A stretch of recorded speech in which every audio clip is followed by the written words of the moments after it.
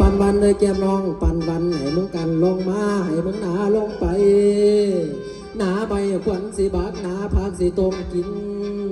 หนาดินสิปันบ่อหนาสอแซมบ่อขามหนาฐานแซมบ่อเงินความตัวมีแต่เพื่อนไม่มีถูกฟังเอาบ่มีเขาคือคุยไหวผู้หญิงแง่แง่เอาแต่การหำแง่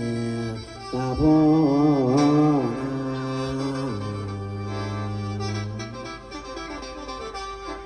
โอ้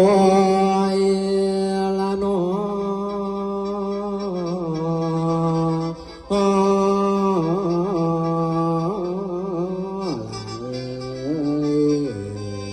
สวยแล้ว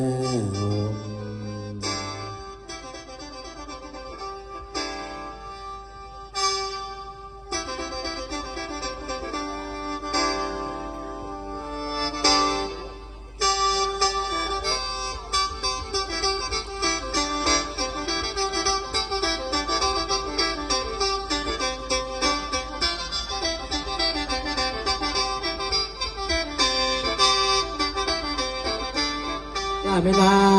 เดินนายแม่นว่า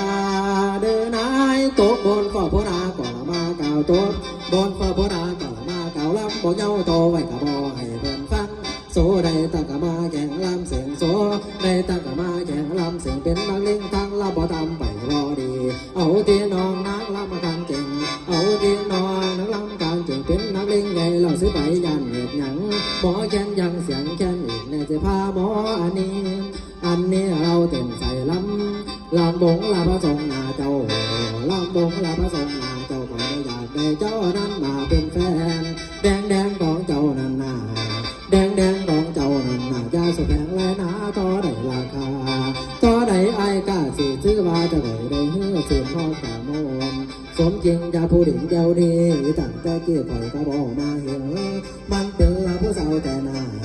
มันเป็นลาผู้สาวแต่นาไปหาผัวไม่ได้กาก่อนล่าของมีราคาไปหาดีก่อนดีแจงไปหาดีก่อนดีแจงจังมาถึงมีแห้งนอผู้สาวเล่าเขาเอาตีนองนางล้ำมากันจริงเอาตีนองนางล้ำกันจริงเป็นนางลิงแย่เราสิไปยันสิไปยันหยัง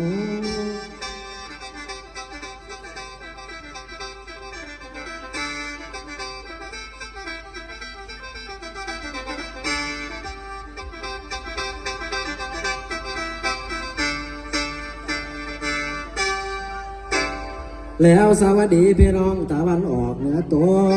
ผมเอาสองมือยกดอกผู้ฟังห้องหน้าสวัสดีลุงป้าลุงพ่อและพ่อใหญ่ผู้นำไก่และไก่สาวแซ่แม่อาผมในล่าแม่ป้าไม่น้ำว่าหมอแซมบ่แม่นหมอแซมปอมาเป็นหมอแซมแต่คนบ่เขาคนบ่แหลงสีในบ่ทำกีเสียแต่ที่ทองบ่พุ่งพุ่งบ่โยกกะทอกันคนละข้างนี้กันกำลังบึงสนใจล่างคนว่ามันคือไผ่คือสู่เราถามกันแล้วล่างคนว่ามันเสียลำเป็นบ่มาก็เย้าสั่งล่างข่อยนอเป็นผู้จ้างข้าวนี่ข่าวเด้อยังกระตกสะเพื่ออย่าลำบ่เป็นตาล่างคนว่ากิริยาคือคู่ผัดว่าดีเขาเบาล่างคนว่ากันมันคือนายหายมันตรงลงพุ่งอ่างลางข้างไม่ยิงคักแล้วแล้วดิ่งฮอนดีเล่นกระโดดมือเดียวยิงต่อใช้ลงต่อหาสองจุกเงินนำกะลาทางไตพอลุงเอ้ยสำรองไว้แนว74,000เธอพบตีกองน้ำสิพ่อในนางเฮเอาให้มุนเอเล่ลองเบิ่งจักสีบลุมเดือกเขามุมมาสอยต่อยกะลาทางไตขั้นมาล่ำเดือกหนาเดือกไม้แห้งน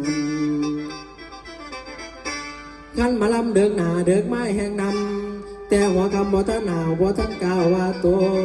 ควายผมมาตอบโตจากกูชิงใช้เขาสิไปนักบ่นำเฮาหรือไม่กันมันสู่แทงหวยมันอยู่